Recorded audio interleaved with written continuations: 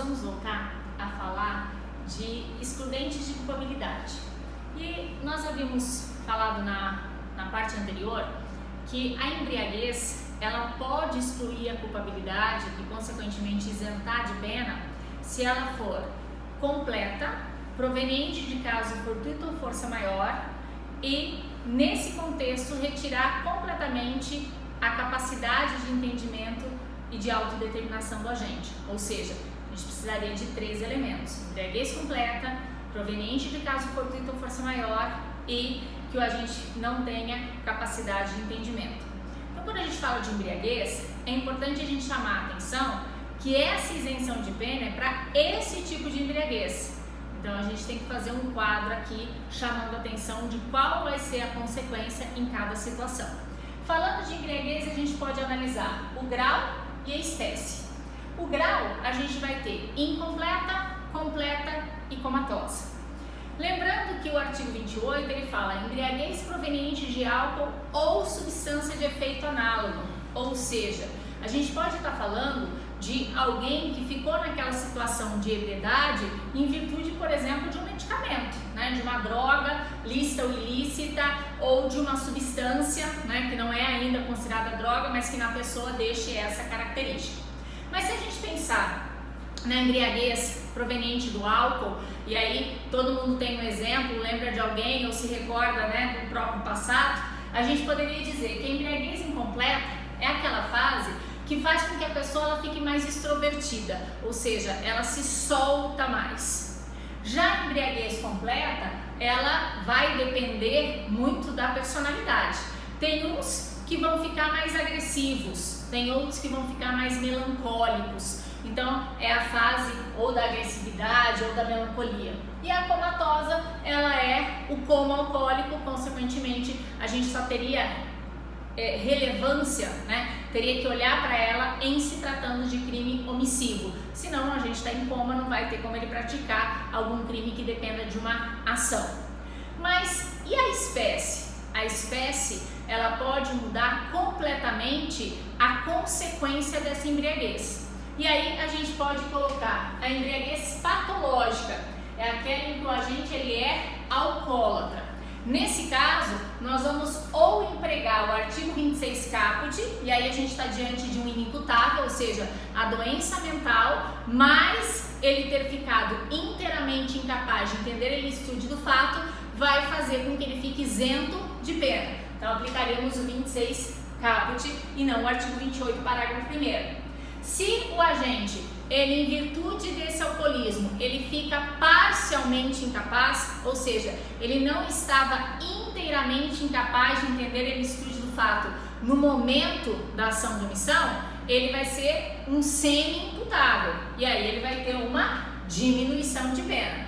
Então, falando de embriaguez patológica, a gente vai aplicar o artigo 26. Se a embriaguez for voluntária, ou seja, o agente ele quis tomar todas, ele quis, né, ingerir aquela substância para ficar ébrio, a gente não vai ter qualquer dispensa de responsabilidade, ou seja, não isenta de pena. Quem diz isso é o artigo 28, inciso 2º. Então, a embriaguez voluntária, ela não isenta o agente de responsabilidade. Da mesma forma, a embriaguez culposa. Então, aquela pessoa que passou da medida, ou então que ingeriu uma substância que causa um efeito análogo do álcool e ela, por negligência, não viu que havia esse efeito na bula de um remédio. Então, muitas vezes a gente compra lá um remédio antialérgico e está escrito, olha, causa sonolência. Então, a pessoa ela tem que ver em que momento do dia ela vai tomar essa medicação, porque vai causar sonolência, não é antes de fazer uma viagem, não é antes de pegar o carro. Então, nesse caso, também não isenta de pena. Igualmente, na embriaguez voluntária e culposa, a gente emprega o artigo 28, inciso 2º. Em se tratando da embriaguez proveniente de caso fortuito, é aquela acidental, né, que eu disse que o exemplo que a maior parte dos doutrinadores traz é o agente que cai num tonel de pinga e se afoga na pinga, mas a gente pode pensar o quê? A reação medicamentosa. Você tem uma reação medicamentosa que não está prevista ali na bula como um efeito normal do remédio. Consequentemente, seria caso fortuito.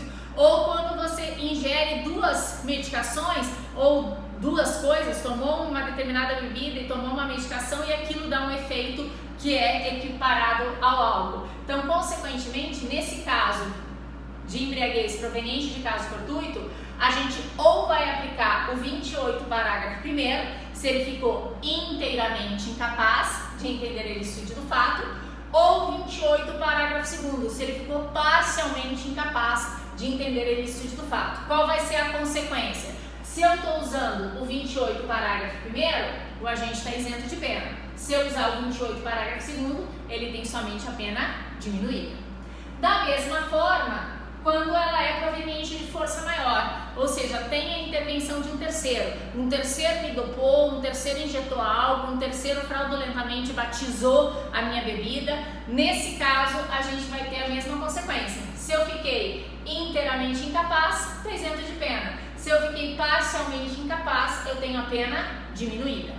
E aí, por fim, em se tratando de embriaguez pré-ordenada, o que o agente vai ter é um agravamento da pena. E quem nos traz isso é o artigo 61, inciso 2º, a linha L.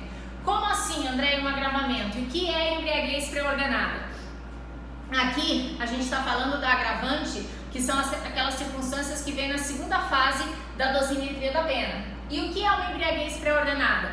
É quando o agente ele se coloca em situação de embriaguez para poder alegar que estava embriagado, ou então justamente para firmar o pulso, como se diz, né? Para tomar coragem de praticar o crime. Mas é uma premeditação, ou seja, eu me embriaguei para praticar o crime, para poder alegar isso. Consequentemente, ele não vai ter nenhuma diminuição, nenhuma isenção de pena, muito pelo contrário, por essa premeditação, por essa má-fé, ele vai ter a pena agravada. Então, em se tratando de embriaguez, muito cuidado, vamos verificar por que o agente está embriagado para poder dizer qual é a consequência que ela traz.